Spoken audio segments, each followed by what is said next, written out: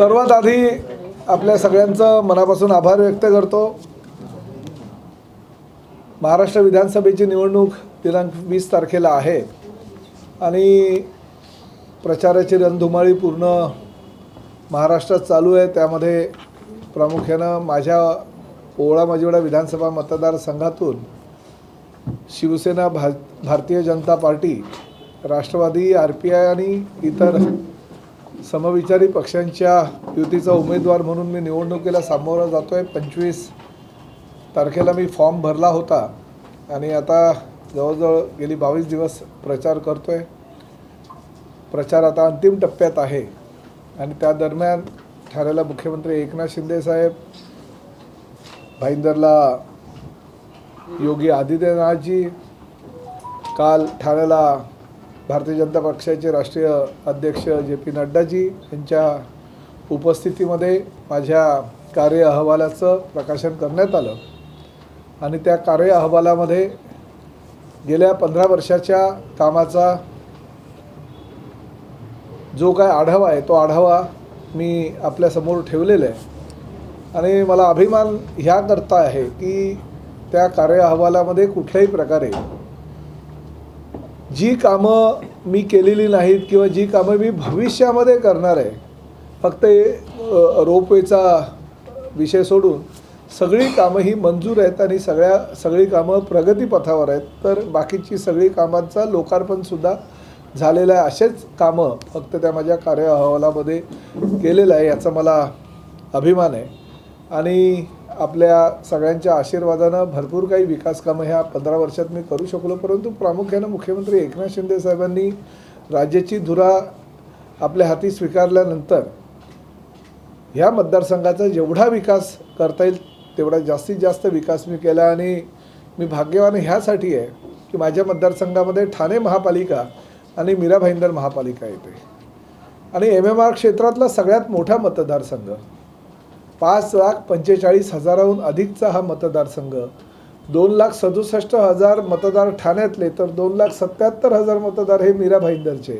असा हा मतदारसंघ झालेला आहे। जेव्हा 2009ला, 2014ला आणि 2019ला मी निवडणुकीच्या रिंगणात होतो तेव्हा ठाण्याचे मतदार जास्त होते, पण ही वेळ अशी आलेली आहे की ह्या वेळेस म्हणजे ठाण्यापेक्षा 10,000 मतदार हे मीरा भाईंदरचे आहे आणि दोन संस्कृतीचं नातं किंवा नाळ हे जोडण्याचा मी प्रामाणिक प्रयत्न करतो। प्रामुख्यानं ठाणे महापालिका हद्द संपली की मीरा भाईंदर महापालिका हद्द चालू होते।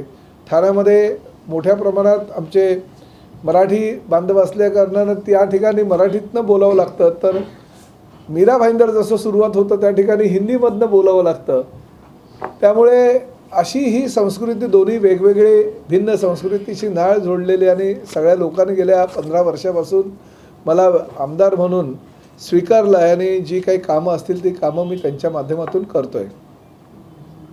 प्रामुख्यानं आजच्या पत्रकार परिषदेला आपल्या सगळ्यांना बोलवण्याचं कारण एकच आहे की निवडणूक आहे आणि निवडणुकीच्या नंतर निश्चितपणे महायुतीचा उमेदवार म्हणून सर्वसामान्य जनता मला भरघोस मतांनी निवडून देईल। किंबहुना मला असं वाटतं की 1 लाखापेक्षा जास्त मताधिक्याने माझा विजय होईल, यात कुठलीही शंका मला आणि माझ्या कार्यकर्त्यांना नाही आहे। परंतु तो विजय अधिक मोठ्या प्रमाणात व्हावा, महायुतीचा तो विजय असेल तो मोठ्या प्रमाणात व्हावा, यासाठी जास्तीत जास्त मतदान व्हावं यासाठी मी प्रामाणिक प्रयत्न आमच्या कार्यकर्त्यांच्या माध्यमातून शिवसेना, भारतीय जनता पक्ष आणि आमच्या RPI आणि राष्ट्रवादीच्या कार्यकर्त्यांच्या माध्यमातून करतोय। गेल्या निवडणुकीला 38% मतदान ह्या मीरा भाईंदरमधनं झालं होतं, तर 47% मतदान हे ठाण्यातनं झालं होतं आणि दोन्हीची जर बेरीज केलं तर 44% मतदान हे पूर्ण विधानसभा मतदारसंघात झालं होतं। ते मतदान किमान 55%पेक्षा जास्त व्हावं यासाठी आम्ही सगळे प्रयत्नशील आहोत। आम्ही लोकांना तशा प्रकारचं आव्हानही करतोय। ह्या निवडणुकीच्या माध्यमातून मी सर्वसामान्य भाईंदरकरांना एक आपल्या माध्यमातून निवेदन देऊ इच्छितो की 2025 हे साल जे आहे हे मीरा भाईंदर शहरातील विकासाच्या दृष्टीनं फार मोठं वर्ष असणार। मी गेल्या 15 वर्षात आणि प्रामुख्याने गेल्या 5 वर्षात केलेल्या मेहनतीला फळ येणार आहे ते 2025 साली।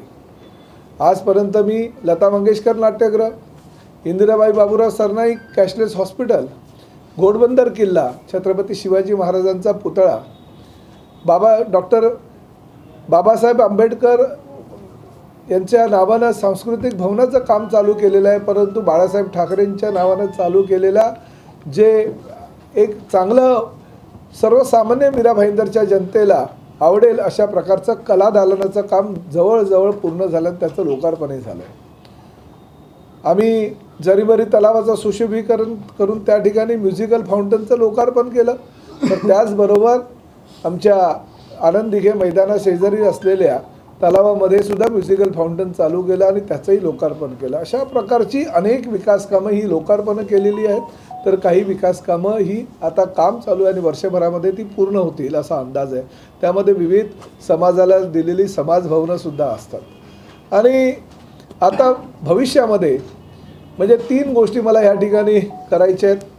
तर आरक्षण क्रमांक 302 यासाठी मी गेले जवळजवळ 1 ते 1.5 वर्ष भांडत होतो की महापालिकेनं मोबदला न घेता पूर्णतः इस्पितळाचं असलेलं जे आरक्षण आहे ते आरक्षण रद्द करण्याचा किंबहुना त्या बिल्डरला देऊन टाकायचा मानस होता की काय असं वाटत होतं. आणि त्या माध्यमातून मी न्यायालयामध्ये सुद्धा गेलो, मुख्यमंत्र्यांना सुद्धा पत्र दिलं आणि त्याचबरोबर आमच्या महापालिका आयुक्तांना सांगितलं त्यांचे नकाशे बंद करा.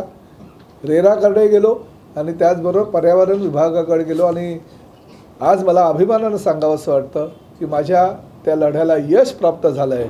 आणि जवळजवळ 3 लाख फुटाचं बांधकाम म्हणजे 500 बेडचं कॅशलेस हॉस्पिटलला आता ह्या निवडणुकीच्याच दरम्यान माझी चर्चा चालू असताना त्याला डेव्हलपरनं ते देण्याचं मान्य केलं आणि कोर्टामध्ये तशा प्रकारचं ते निवेदन सादर करणार आहे की जो आहे म्हणजे जो UDCPRची तरतूद आहे त्यानुसार 40% जागा आणि टोटल प्लॉट एरियाच्या 25% बांधकाम म्हणजे जवळजवळ 3 लाख फुटाचं बांधकाम आपल्याला त्या ठिकाणी मिळणार आहे. आणि मीरा भाईंदर शहरातलं सगळ्यात अद्ययावत असलेलं 500 बेडचं कॅशलेस हॉस्पिटल त्या ठिकाणी होणार आहे. आणि त्याचबरोबर मी त्यापूर्वी तयारी केली होती की 150 कोटी रुपये हे राज्य शासनाकडून त्या कॅशलेस हॉस्पिटलकरता मी मंजूरसुद्धा केलेले आहेत. त्यामुळे फार मोठी पर्वणी ह्या मीरा भाईंदरच्या शहरातील नागरिकांना अतिशय मोक्याच्या ठिकाणी असलेल्या त्या जागेवर मिळणार आहे. डेव्हलपरनं मान्य केलेल्या आयुक्तांबरोबर बैठक झाली आहे, ADTPबरोबर बैठक झाली. सगळ्या गोष्टींची पूर्तता करून आता डेव्हलपर न्यायालयामध्ये तशा प्रकारचं प्रतिज्ञापत्र सादर करणार आहे पुढील आठवड्यात. त्यामुळे तो एक निर्णय झाला. मीरा भाईंदर शहराला पाण्याचा प्रश्न फार मोठ्या प्रमाणात भेडसावतो आहे आणि सूर्या डॅममधनं 218 MLD पाणी ह्या मीरा भाईंदर शहराला मिळणार आहे. आणि त्यासाठी जी अंतर्गत जलवाहिनी अंथरण्याचं काम होतं 520 कोटीचं त्या कामाला मान्यता देऊन ते कामसुद्धा आता 70%हून जास्त प्रमाणात झालेलं आहे. त्यामुळे ते पाणीसुद्धा पुढल्या वर्षी मीरा भाईंदर शहरातील जनतेला मिळाल्यानंतर 24 तास मीरा भाईंदर शहराला त्यातनं पाणी पुरवठा होणार आहे. आणि तिसरा महत्त्वाचा मुद्दा म्हणजे मेट्रोचं काम अतिशय संथ गतीने चालू होतं कारण मेट्रोला कारशेडचीच जागा नव्हती.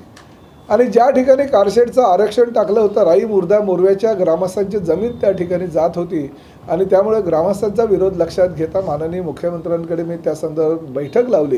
जे मेट्रोचं कारशेडचं आरक्षण होतं ते रद्द केलं आणि डोंगरी येथे शासकीय जागेमध्ये त्या मेट्रो कारशेडचं आरक्षण टाकलं आणि त्यालासुद्धा राज्य शासनाने मान्यता दिली. निविदा प्रक्रिया झालेली आहे, ठेकेदाराला वर्क ऑर्डर देण्यात आलेली आहे. त्यामुळे पुढल्या वर्षात मेट्रो कारशेडच्या कामाला सुरुवात झाल्यानंतर ताबडतोब ही आपली मेट्रो 9 चालू होणार आहे. मेट्रो 9 आणि त्याचबरोबर कासारवडाला मेट्रो 4 जी गायमुखपर्यंत आलेली आहे ती मेट्रो ह्या मेट्रोला कनेक्ट करत असताना मेट्रो 10 म्हणजे गायमुखपासून ते दहिसर चेक नाक्यापर्यंत मेट्रो 9ला जोडणारा जो वर्तुळाकार आपला मेट्रोचा मार्ग आहे त्याला मंजुरी दिलेली आहे आणि त्याचं कामही पुढल्या वर्षामध्ये मेट्रो 10चं चालू होणार आहे. त्यामुळे तो वर्तुळाकार मेट्रो होणार. परंतु मेट्रो 9 जी आहे जी मीरा भाईंदरला आहे त्या मेट्रोचं 9चं काम हे पुढील वर्षामध्ये पूर्ण होऊन ही मेट्रो पुढील वर्षामध्ये मी चालणार आहे. त्यामुळे मी जास्त तुमचा वेळ घेत नाही, परंतु एक गोष्ट मात्र अभिमानानं सांगायचं आहे की ह्या 3 प्रकल्पांसाठी पूर्ण प्रताप सरनाईक 2025 साली मेट्रो, पाणी आणि हॉस्पिटल ह्या 3 गोष्टी. बाकी तर ही विविध छोटी छोटी प्रकल्प जी आहे ती चालू राहणार, परंतु ह्या 3 प्रकल्पांसाठी प्रताप सरनाईक पुढाकार घेईल आणि पुढल्या 5 वर्षामध्ये जी मंजूर झालेली कामं आहेत ते पूर्ण करून अजून नवीन काही डेव्हलपमेंट ह्या मीरा भाईंदरच्या जनतेला देता येईल का ह्यासाठी प्रयत्न करेल. पण माझ्या दृष्टीने ही 3 प्रकल्प महत्त्वाची होती, ती आज मी साकार करू शकलो याचा मला अभिमान आहे. साहेब, त्या रुग्णालयाचं तुम्ही म्हणालात त्याप्रमाणे विकासक अगोदर रुग्णालय बांधून देणं त्यांनी आवश्यक होतं आणि मग बिल्डिंग चालू करणं आवश्यक होतं, पण त्यांनी तसं केलं नव्हतं. पण आता तो रुग्णालयाचं आधी काम सुरू करणार का? हो, आता तेच सेटलमेंट झालेलं आहे. आयुक्तांकडे पण ती बैठक झाली, ADDPकडे पण बैठक झाली. निवडणुकीच्या धामधुमीमध्ये सुद्धा न्यायालयामध्ये ती केस होती आणि न्यायालयामध्ये ॲफिडेव्हिट त्या डेव्हलपरला सादर करायचं होतं, म्हणून त्या बैठकीच्या दरम्यान असा निर्णय आता झालेला आहे की बिल्डर आपल्याला पूर्ण ती इमारत जी UDCPRची तरतूद आहे त्यानुसार इमारत आपल्याला बांधून देणार आहे आणि त्यानंतर त्याचं बांधकाम तो चालू करणार आहे. मी घेतलेल्या पुढाकारामुळे त्या बिल्डरचं काम बंद पडलं होतं. जवळजवळ 300 लोकांनी त्या ठिकाणी फ्लॅट आणि शॉप्स बुक केले होते. बरीच लोकं माझ्याकडे सुद्धा आली होते की आमची फसवणूक झाली आहे. आर्थिक गुन्हे शाखेकडे सुद्धा त्याची मी तक्रार दाखल केली होती. त्यामुळे ते काम पूर्णतः बंद पडलं होतं. जवळजवळ 30 ते 40% लोकांना बिल्डरला पैसे परत द्यावे लागले आणि त्यामुळे त्या असं बोलतात ना की नाक दाबल्याशिवाय तोंड उघडत नाही. त्यामुळे त्या बिल्डरने मानसिकता केली आणि महापालिकेला ती हॉस्पिटलची इमारत बांधून द्यायला तरतुदीनुसार त्यांनी मान्यता दिलेली आहे.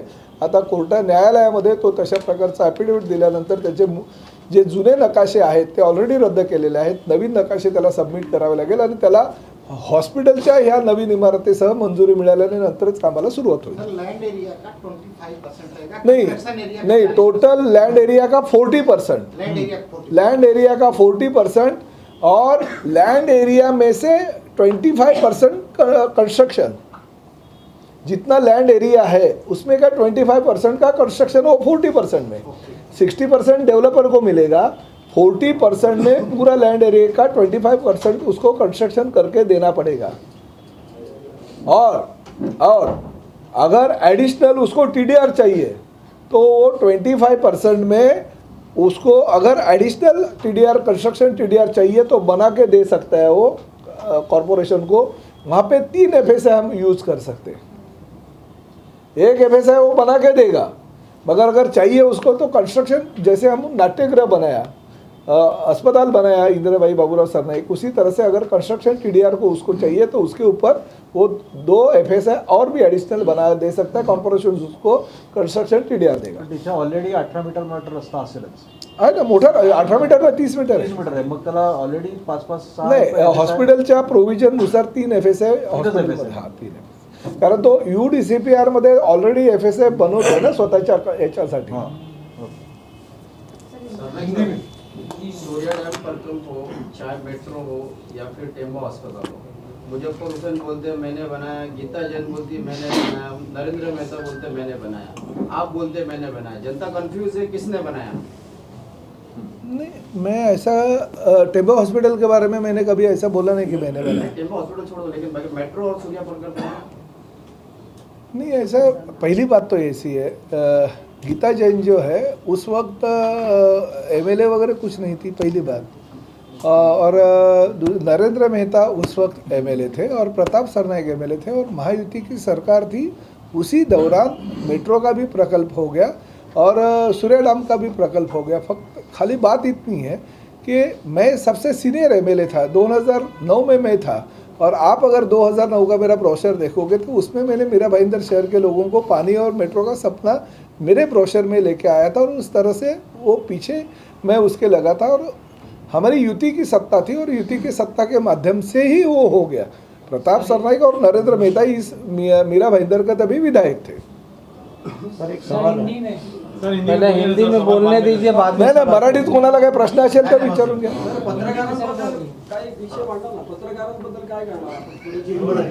नाही, हा डेव्हलपमेंटचा विषय होऊ दे ना आधी, नंतर तुमच्या प्रश्नाला उत्तर देतो.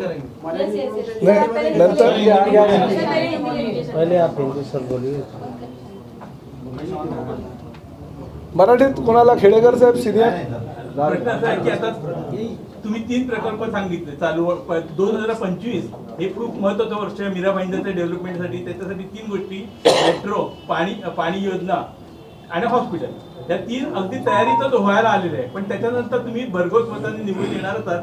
तुमच्याकडे 5 वर्ष आहेत. मग त्या 5 वर्षात तुमचं काही नवीन काय प्रकल्प नाही बघा, एक गोष्ट सांगतो, लोकांच्या गरजा ह्या कधी संपत नसतात आणि नवीन नवीन डेव्हलपमेंट ही शहर जसं वाढतंय तसं तसं नवीन नवीन डेव्हलपमेंट ही होत राहतं. 5 वर्षेसुद्धा कमी पडतील. कारण बघा, आम्ही गायमुखपासून टनल आणतोय फाउंटनपर्यंत, फाउंटनपासून आम्ही एलिव्हेटेड रोड आणतोय सुभाषचंद्र बोस मैदानापर्यंत, सुभाषचंद्र बोस मैदानापासून आम्ही रोड नेतोय दहिसरपर्यंत.